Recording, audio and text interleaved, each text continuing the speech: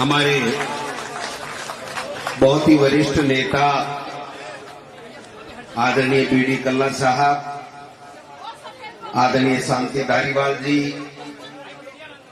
हमारे विधानसभा में उपनेता रामकेश मीणा जी, प्रताप खाचरियावास साहब, हरीश चौधरी जी, हमारे एमपी मुरारीलाल मीणा साहब,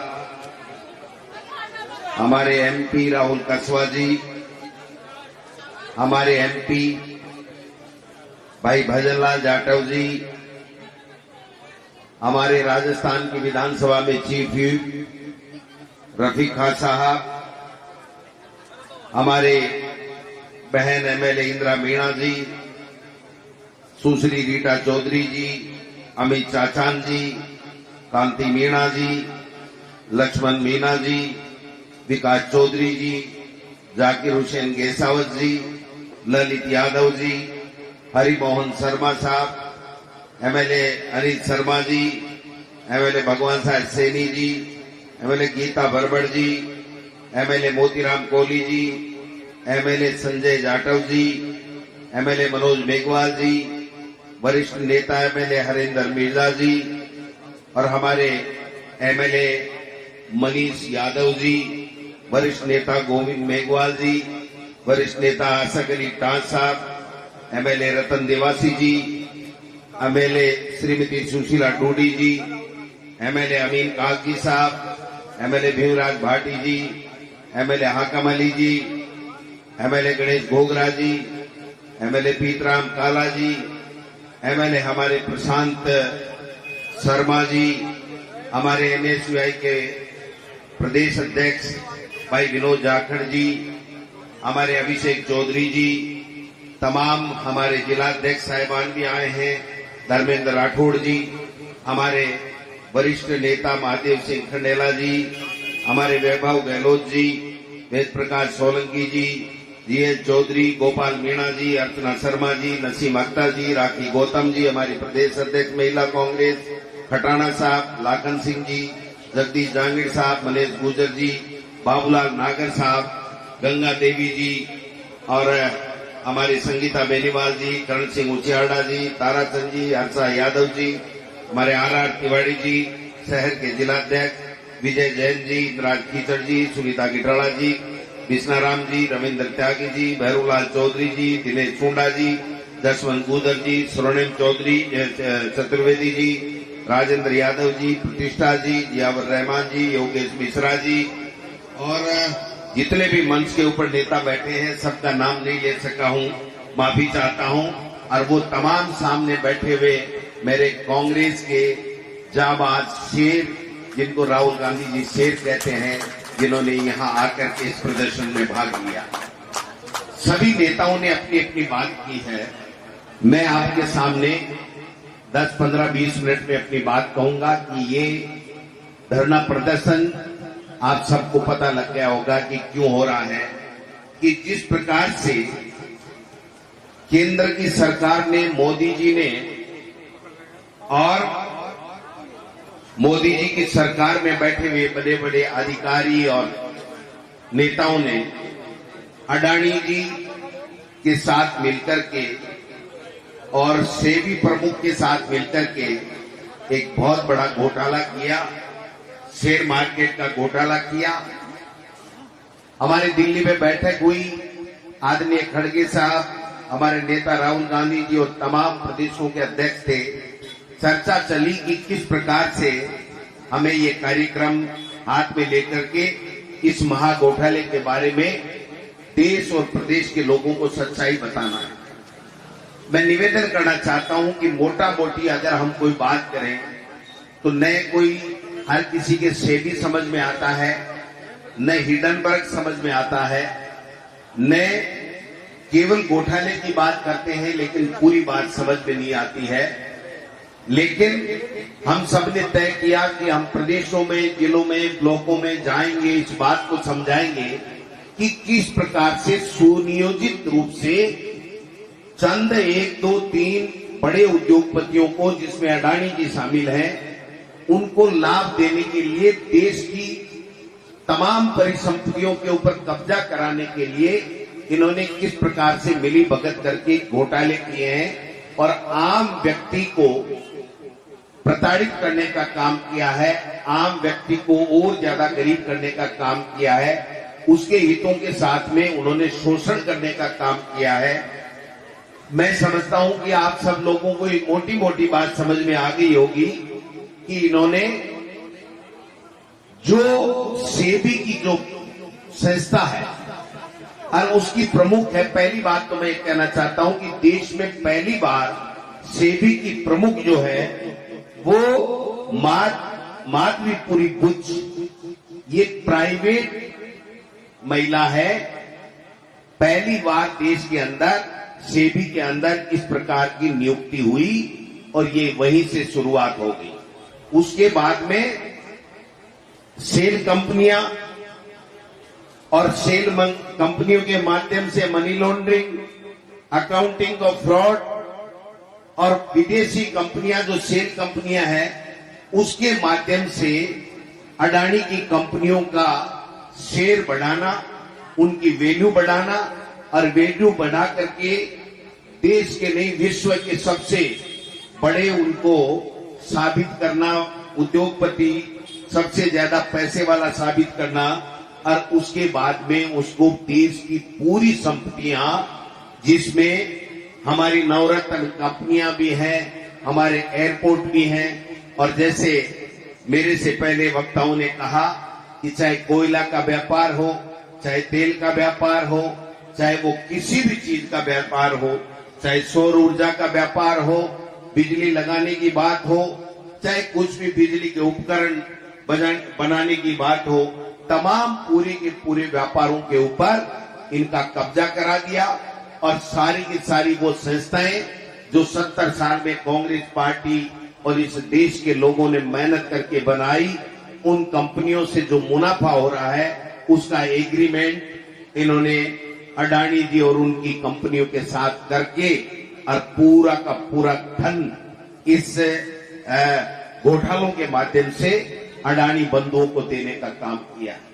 अब आप समझिए बात को कि जिस दिन राहुल गांधी जी ने संसद में कहा था कि 20,000 करोड़ रुपए इन अडानी जी की सेल कंपनियों में किसके हैं, और जिस दिन राहुल गांधी जी ने वो बात कही थी, आप सबके संज्ञान में है ये बात कि राहुल गांधी जी के खिलाफ आनन फानन में रुका हुआ केस चालू हुआ, उनकी लोकसभा की सदस्यता को समाप्त किया गया और आपने देखा होगा कि किस प्रकार से सुप्रीम कोर्ट तक जाना पड़ा और अब ये खुलासा हो चुका है कि जो राहुल गांधी जी ने बात पूछी थी अब प्रमाणित हो चुकी है कि किस प्रकार सेबी से मिलकर के अडानी के लिए ये सरकार काम कर रही है। एक से बढ़कर के एक बातें मैं बता सकता हूं, इसके बारे में पूरी रिपोर्ट हमारे पास में है कि इन्होंने किस प्रकार से किया है। इन अडानी की कंपनियों के शेयर बढ़ाने का काम हुआ, उसके लिए आप सोर फंड का इस्तेमाल किया।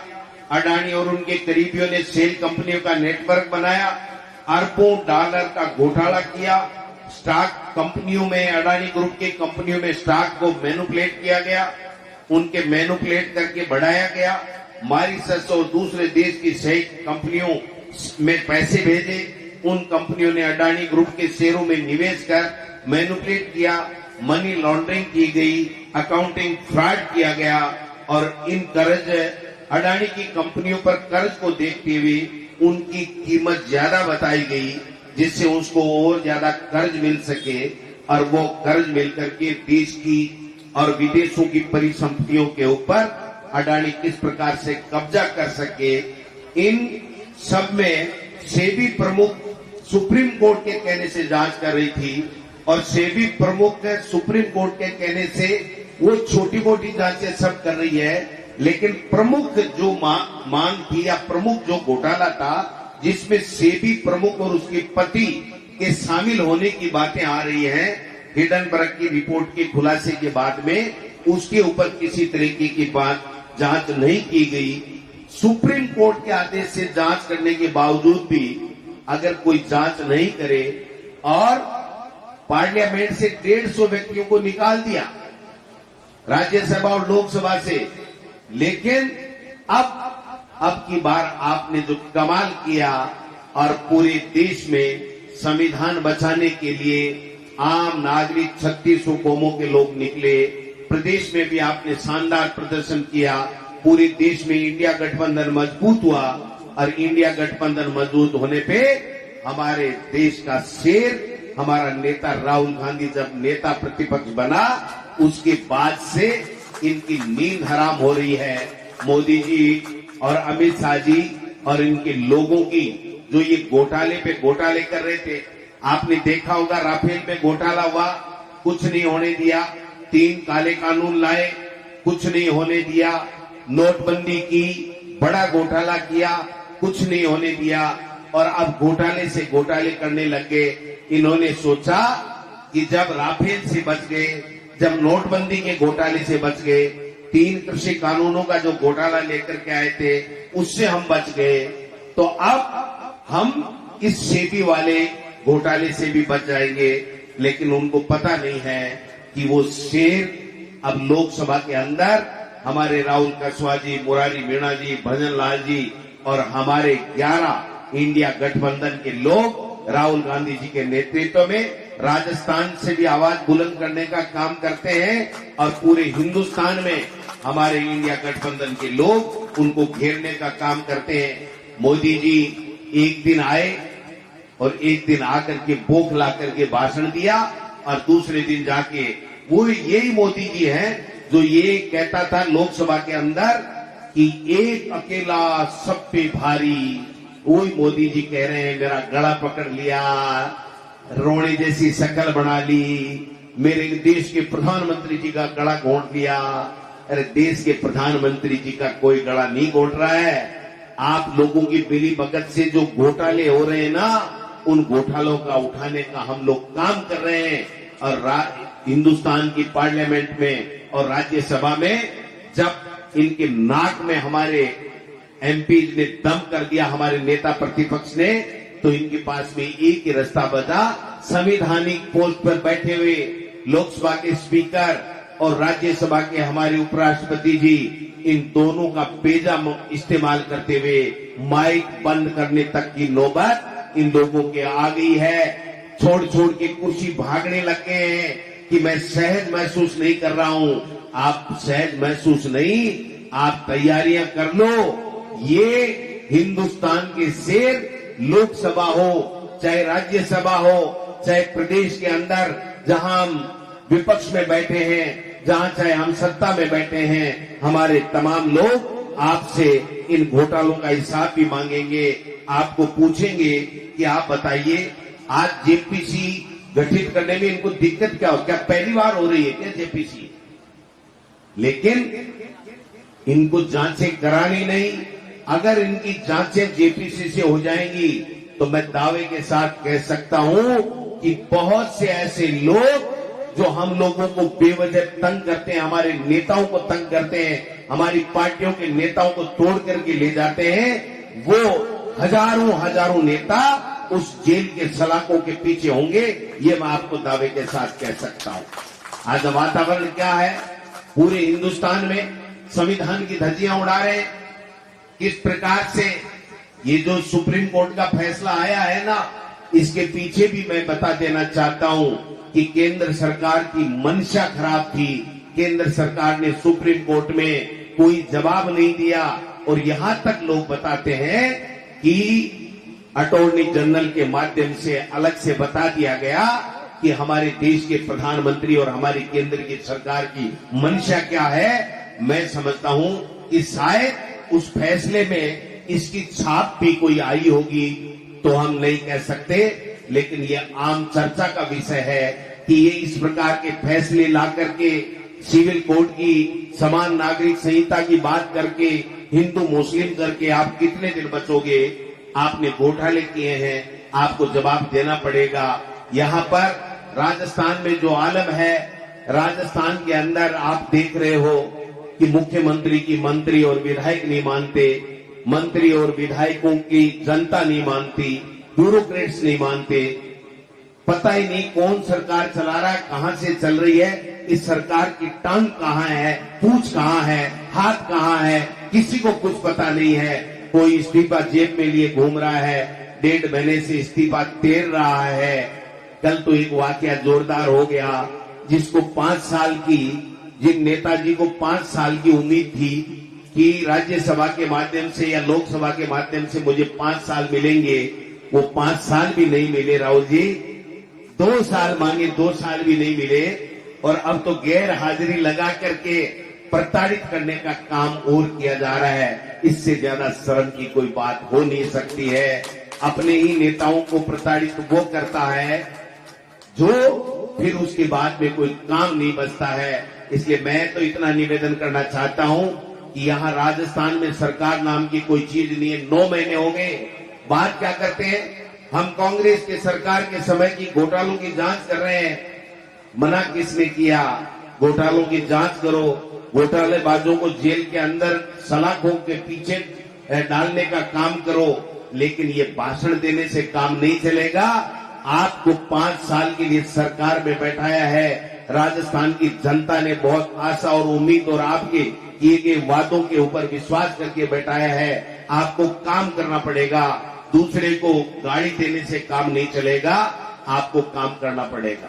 आप देख सकते हो यमुना जल की बात आज भी शायद मीडिया में कहीं आया है कि राजस्थान में यमुना जल का पानी तो मुख्यमंत्री जी छोड़ दीजिए लेना, आप ला ही नहीं सकते, मेरी गारंटी है, एक बूंद नहीं ला सकते हो। लेकिन मैं ये कहना चाहता हूं कि यहाँ के अधिकारियों को, यहाँ के मंत्री को वहां पर हरियाणा में घुसने नहीं दिया जा रहा है। डीपीआर की बात करते हैं तो इनका टेलीफोन काट दिया जाता है कि आप छोड़िए इन बातों को, हमने आपको बेवकूफ बना करके, और हमने इसलिए एग्रीमेंट किया है कि हरियाणा में हम जैसे तैसे चुनाव जीत सके। जो यमुना जल का समझौता हो, चाहे ईआरसीबी का समझौता हो, मैं कहना चाहता हूं राजस्थान के मुख्यमंत्री जी ने केंद्र के इशारे के ऊपर हमारे हितों को बेचने का काम किया है। हमारे हितों को मध्य प्रदेश और हरियाणा के सामने घुटने टेक करके गिरवी रखने का काम किया है। आप किस बात की वाही लूट रहे हैं? कहां पे है? जब यमुना जल समझौते में जितना पानी 1900 क्यूसेक जो पानी हमें हरियाणा लेकर के बाकी का पानी हमको देना था, नए समझौते में 2400 क्यूसेक पानी पहले वो लेगा, और जो 12 महीने पानी आपको मिलना था वो केवल 4 महीने, जुलाई, अगस्त, सितंबर, अक्टूबर, 4 महीने में केवल 575 एमसीएम पानी आपको अगर बरसात में और फ्लड हुआ तो ही मिलेगा, वरना एक बूंद भी पानी की नहीं मिलेगी। और मध्य प्रदेश ने हमारे जो पहले के एमओयू किया हुआ था मध्य प्रदेश और राजस्थान का, वो ईआरसीबी के अंदर उन्होंने सुप्रीम कोर्ट में जाकर के, जब वसुंधरा जी की सरकार थी, चाहे हमारी गहलोत जी की सरकार थी, हमने कहा कि उस शर्तों की पालना की जाए, उस एमओयू की पालना की जाए, तो उन्होंने सुप्रीम कोर्ट में जाकर के हमारे खिलाफ स्टे ले लिया था, और इस मुख्यमंत्री भजन लाल जी ने साइन करके और उनको ये कह दिया कि आप तो अपना पूरा पानी लो, 3510 एमसीएम पानी वो पहले लेंगे, उसके बाद में अगर कोई बात आएगी। और उन्होंने समझौता करवा करके और साइन करा करके सुप्रीम कोर्ट में पेश किया है कि हमारा जो आपत्ति थी वो आपत्ति राजस्थान की सरकार ने केंद्र सरकार के हस्तक्षेप से मिटा दी है, इसलिए हमारे हितों को हमने सुरक्षित कर लिया है। सुप्रीम कोर्ट में हमें स्टे की आवश्यकता नहीं है, हमारा केस वापस दे दीजिए। ये 2 समझौतों के ऊपर अपनी पीठ थपथपाने वाले लोग दोनों जगह, ईआरसीबी में मध्य प्रदेश के सामने और यमुना जल समझौते में हरियाणा के सामने घुटने टेक करके राजस्थान के नौजवान, राजस्थान के किसान, आम व्यक्ति के हितों को बेचने का सौदा करके आए हैं। ये मैं आपसे निवेदन करना चाहता हूं। लेकिन जो बात हमें करनी है वो जेपीसी की मांग आज तो शुरुआत है, ये आखिरी नहीं है, ये शुरुआत है कि हमने यहां से शुरुआत की है। तमाम कार्यकर्ता, तमाम नेता आज यहां पधारे हैं और जो जिस तरीके का जोश और जो जुनून देखने को मिल रहा है, मैं दावे के साथ कह सकता हूं कि आने वाले समय में मोदी जी की सरकार 5 साल पूरे नहीं कर पाएगी। मोदी जी की सरकार 5 साल पूरे नहीं कर पाएगी। और मुख्यमंत्री भजनलाल जी, थोड़ा सुधर जाओ, काम कर लो, नहीं तो आपके अपने ही लोग आपकी कुर्सी का तख्ता पटने की तैयारी कर रहे हैं। आप जल्दी से जल्दी कुछ काम करो। ये रोजाना भ्रमण करना, भ्रमित करना, भाषण देना, झूठ बोलना, ये जो कला आप में आरएसएस के माध्यम से प्राप्त की है, इसको थोड़ा सा विराम दो। आज आप राजस्थान के मुख्यमंत्री नहीं हो, आप आरएसएस के केवल कार्यकर्ता या संगठन के पदाधिकारी नहीं हो, आप राजस्थान के 8 करोड़ लोगों की आस हो। आपको मुख्यमंत्री बनाया है, भले ही चाहे आप पर्ची से बने हो, लेकिन राजस्थान के मुख्यमंत्री हो। लोगों के लिए काम कीजिए। लोग पानी में तरस रहे थे, बिजली के लिए तरस रहे हैं, किसान परेशान हैं, लू में लोग मर गए। आज कोई काम नहीं हो रहा है, जनता की कोई सुनवाई करने वाला नहीं है, मंत्रियों की चलती नहीं है। एमएलए कह रहे हैं कि हम क्या बने, हमें पता नहीं। अरे भाई, ये लोकतंत्र है। ये जो महात्मा गांधी जी ने हमें देश की आजादी दिलाई और महान नेताओं ने, महापुरुषों ने, जो स्वतंत्रता सेनानियों ने अपने प्राण न्योछावर करके जो ये आजादी और लोकतंत्र देश का जो विश्व का सबसे मजबूत है ये लिया था, इस लोकतंत्र को खतरा होने लग गया है। आप देखिए, आज राजस्थान के अंदर कोई भी मंत्री, कोई भी एमएलए चुना हुआ जनप्रतिनिधि बीजेपी का ये नहीं कह सकता कि ये वाजिब काम है, मैं तेरा करवा दूंगा। जब इन मंत्रियों के पास जाते हैं तो कहते हैं मेरी चलती नहीं है, मेरी अधिकारी मानता नहीं है। मुख्यमंत्री जी के पास जाते हैं तो कि यार मेरी से तो किरोड़ी नहीं पट रहा, मैं करूं क्या, मेरी मानता कोई नहीं है। ये जो सर्कस बना दिया, सरकार बनाई थी जनता ने, और ये जो सर्कस बन गया, इस सर्कस को मुख्यमंत्री जी बंद करो। और हम कहना चाहते हैं कि ये शुरुआत है, ये अंगड़ाई ली है खड़गे साहब और राहुल गांधी जी के नेतृत्व में। पूरी कांग्रेस पार्टी के तमाम कार्यकर्ता, तमाम नेता, हम सब मिलकर के ईंट से ईंट बजाएंगे, अलग जगाएंगे, गांव-गांव जाएंगे, वार्डों में जाएंगे, मोहल्लों में जाएंगे, गांव में जाएंगे, जनता को बताएंगे कि ये महा घोटालेबाज लोग हैं और पूरी की पूरी संपदा ये अडानी और अंबानी जैसे बड़े उद्योगपतियों को लुटाने का काम कर रहे हैं। आज आप देखिए, एक नमूना बताना चाहता हूं, छोटा सा नमूना आप देख लीजिए कि जब भारत सरकार के पास में जयपुर एयरपोर्ट था, प्रताप जी, जयपुर एयरपोर्ट था, तो वहां पर जितनी दुकानें अंदर लगी हुई थी उससे 10 गुना दुकानें अडानी को देने के बाद में और बढ़ा दी। आदमी को अगर कहीं फ्रेश होना हो, टॉयलेट की तरफ जाना चाहता हो, तो भी टेढ़ा होके निकलना पड़ता है, इतनी दुकानें इस एयरपोर्ट के ऊपर लगा दी। अरे भाई, शर्म करो, सब कुछ बेच दिया। कम से कम 150 के लगभग 100 पीस अडानी के आने के बाद में इस एयरपोर्ट के अंदर नई लग गई। लूटने का काम चल रहा है। ये किसके इशारे पे हो रहा है? कौन इसको कंट्रोल करेगा? जब शेयरों के अंदर आम आदमी ये देखता है कि इस का शेयर बढ़ रहा है, मुझे थोड़ा इन्वेस्ट करना चाहिए, और उसके 12 महीने, 6 महीने, 8 महीने बाद में पता चलता है कि वो कंपनी फेल हो गई, क्योंकि वो सेल कंपनी थी, उसका एक बार बढ़ाया गया, उसके जो वैल्यू है उसका इस्तेमाल करके बड़े बड़े एयरपोर्ट लिए गए, बड़े बड़े इंफ्रास्ट्रक्चर जो देश में खड़े किए गए नवरत्न कंपनियों के द्वारा, उनको लिया गया, और उसके बाद में उस सेल कंपनी को दिवालिया घोषित कर दी गई, और दिवालिया घोषित करने के बाद में उसका पूरा का पूरा बैंकों से जो कर्जा लिया गया था वो कर्जा माफ करा लिया गया, और जो आम आदमी उस कंपनी में शेयर खरीद करके अपना पैसा इन्वेस्ट करके अपनी बेटी की शादी करना चाहता था, अपना नया मकान बनाना चाहता था, 2 रुपए बढ़ने के बाद में वो लूटा हुआ है, न बेटी की शादी कर पा रहा है, न मकान कर पा रहा है। आज जो स्थितियां बनी हुई हैं देश और प्रदेश में, घोटाले से घोटाले कर रहे हैं।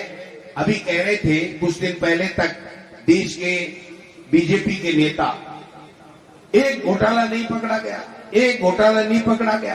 अरे एक हो तो पकड़ दें, आपने तो हजारों घोटाले कर लिए, कितने पकड़े? आप तो इतने बेशर्म लोग हो कि उसको मानते ही नहीं हो, कोई जांच ही नहीं कराते हो, और जहां जांच कराते हो और जिसको जांच सौंपी गई उसी में आपकी हिस्सेदारी है, सेबी के प्रमुख और उसके पति की उन कंपनियों में हिस्सेदारी है, तो फिर जांच करेगा कौन? तो ये सब चीजें हमको देखनी पड़ेंगी। और राजस्थान के अंदर खेला शुरू हो गया मेरे भाइयों, समझने की आवश्यकता है। अगला जो विधानसभा का सत्र आएगा उसमें देखना इनके भ्रष्टाचार का जो नग्गा नाच इस 9 महीने से भारतीय जनता पार्टी की सरकार कर रही है, उसका चीरहरण करने का काम हमारे एमएलए सब टीकाराम जूली जी के नेतृत्व में करने वाले हैं।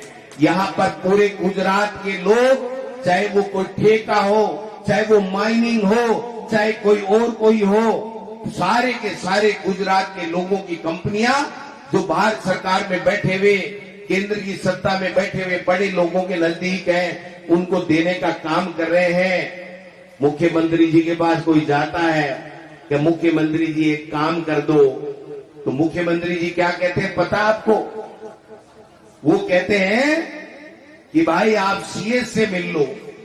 तो लोग कहते हैं मुख्यमंत्री तो आप हो, कि मेरे हाथ में कुछ नहीं है, मेरा काम तो ये मुरली वाला करता है।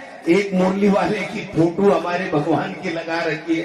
अरे भाई ये फोटो ही काम कर देती है, मूर्तियां ही काम कर देती, तो फिर आदमी दूसरा काम आदमी क्यों करता? आप बताइए, सरकारी क्यों बनाता?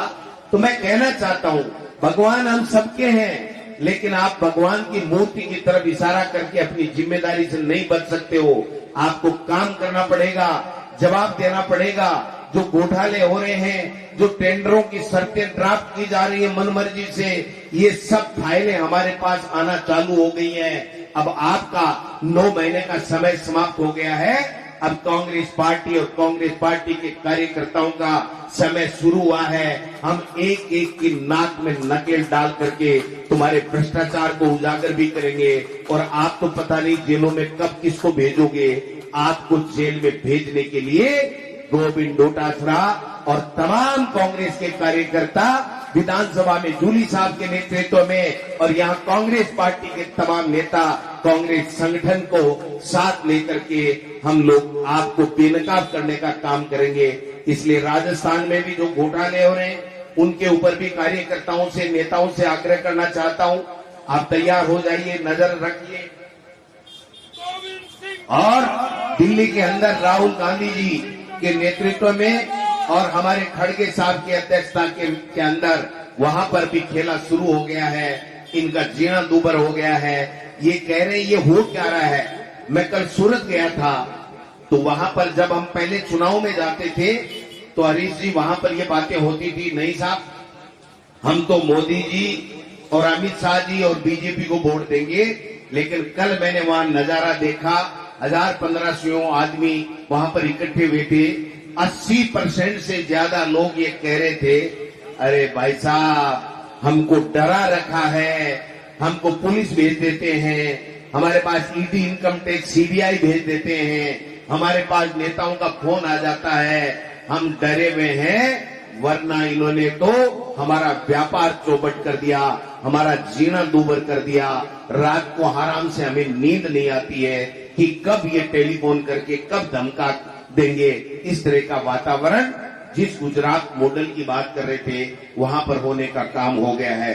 इसलिए मैं तो निवेदन करना चाहता हूं कि इस महाघोटाले की जेपीसी ज्वाइंट पार्लियामेंट्री कमेटी से जांच के लिए हम लोग आज की शुरुआत है, इसको आगे बढ़ाने का काम करेंगे।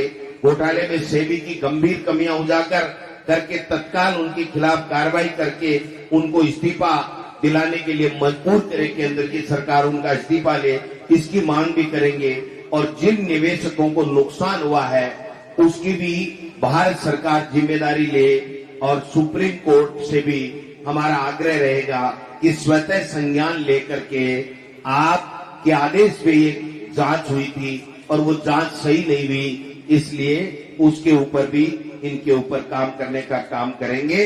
इसलिए आप सब लोग आए हो, काफी बरसात ने भी हमारी बात रख दी है।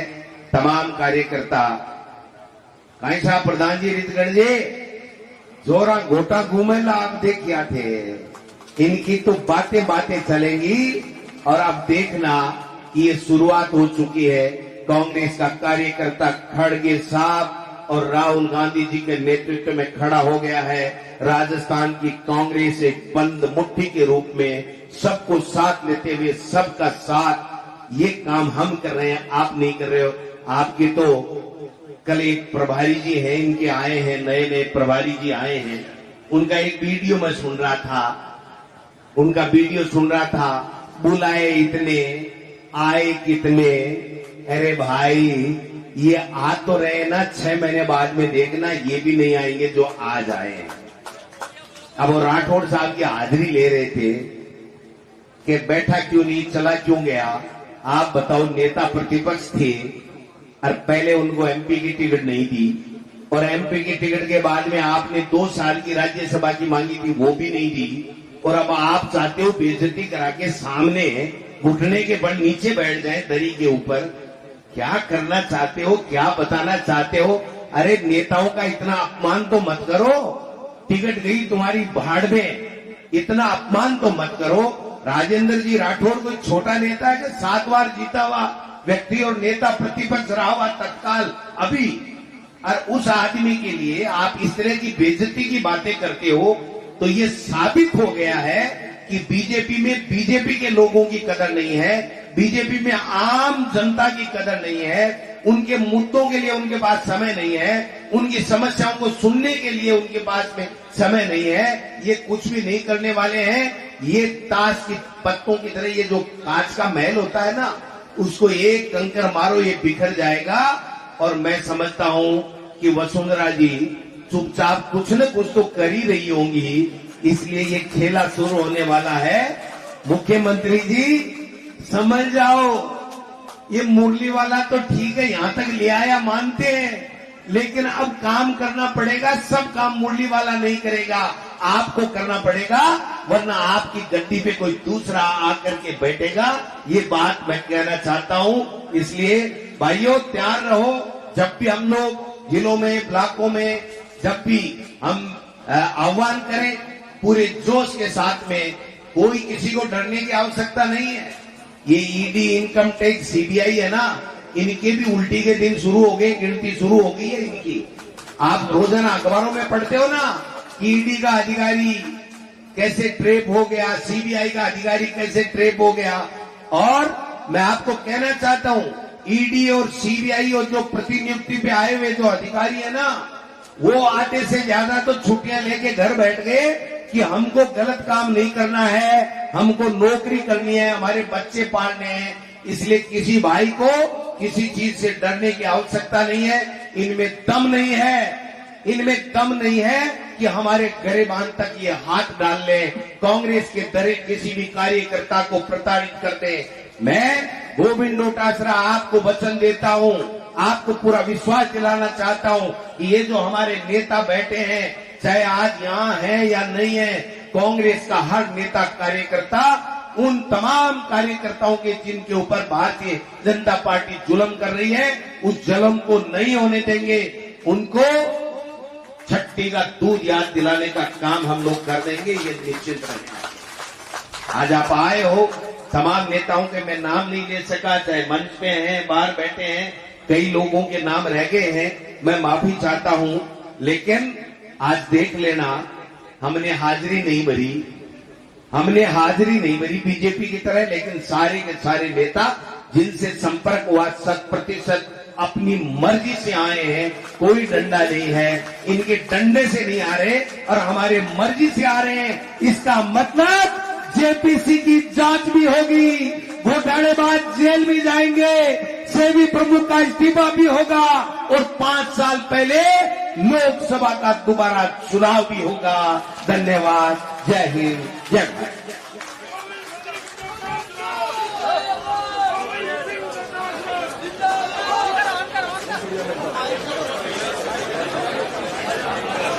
है।